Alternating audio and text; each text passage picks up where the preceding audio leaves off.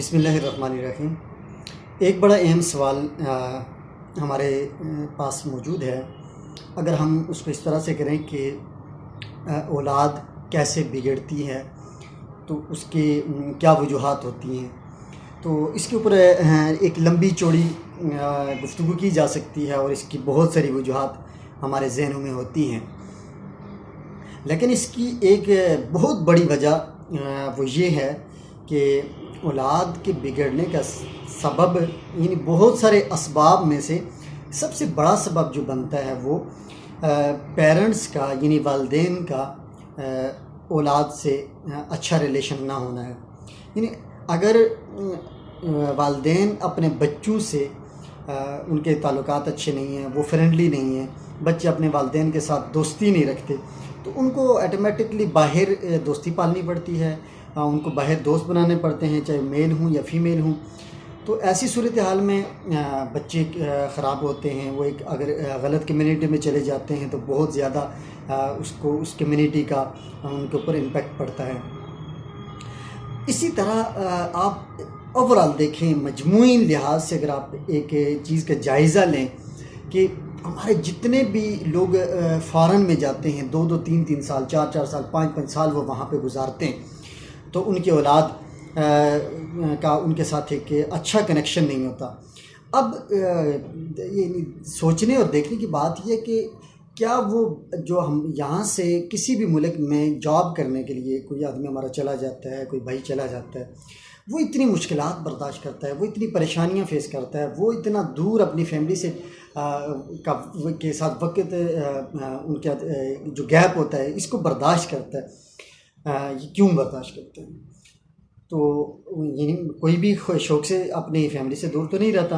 अब वो ये सारी चीज़ें इसलिए करता है कि भाई वो अपनी फैमिली को खुशहाल रख सके, उनकी बेहतर परवरिश हो, वो बेहतर मुस्तकबिल हासिल कर सके। लेकिन ये सब कुछ करते हुए भी वो अपनी औलाद के बेहतर मुस्तकबिल से हाथ धो बैठते हैं। तो ऐसा क्यों है? तो इसका जवाब यह है कि भाई औलाद को अपने वालिदैन की तवज्जो चाहिए होती है, अपने वालिदैन के साथ उन्होंने वक्त गुजारना होता है, वो उससे लर्न करते हैं। बच्चे अपने वालिदैन को देखते हैं, वो उनकी एक्टिविटीज़ को देखते हैं, उनके इम्प्रेशंस को देखते हैं, उनके अंदाज और बातचीत को देखते हैं, इन सारी चीज़ों से वो सीखते हैं। अब ऐसी सूरत हाल में जब वालिद बच्चों के सर पे मौजूद नहीं होता, और वालदा, हमारे यहाँ तो एक कल्चर है कि जो माएँ हैं तो उन्होंने तो पूरे घर के अंदर उन्होंने फुल टाइम काम करने होते हैं, तो वो मुसलसल अपने काम काज के अंदर लगी रहती हैं और बच्चे को किसी किस्म की तवज्जो नहीं मिलती।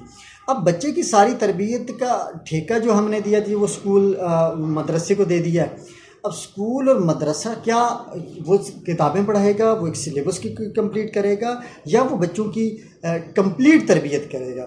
मैं ये समझता हूँ कि अदारे अपना बहुत रोल प्ले कर रहे हैं और बहुत कोशिश कर रहे हैं, बहुत मेहनत कर रहे हैं। मैं अदारों के ऊपर बात नहीं करूँगा। अदारे अपनी जगह पे, जहाँ तक मैंने देखा, मैं ख़ुद एजुकेशनिस्ट हूँ और मैं ख़ुद एजुकेशन से वाबस्ता हूँ, तो हम तकरीबन अगर ये कहें कि अदारे अपनी तरफ से हर मुमकिन कोशिश करते हैं, लेकिन बच्चे का एक ज़्यादा वक्त जो गुज़रता है वो अदारे के अंदर नहीं बल्कि घर के अंदर गुज़रता है। अब घर का माहौल जैसा होगा तो बच्चा वैसा होगा।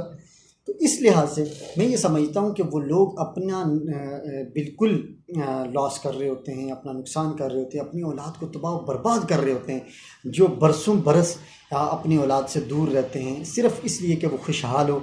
तो आप सिर्फ उनका पेट भरने के लिए इतनी मुश्किलात काटते हैं, तो दूसरी तरफ से वही बच्चा कल जब बड़ा होता है तो वो आपके लिए वबाल जान बन जाता है। वो आपके हाथ में नहीं होता, वो आपकी सुनता नहीं है, वो बात मानने के लिए तैयार नहीं होता।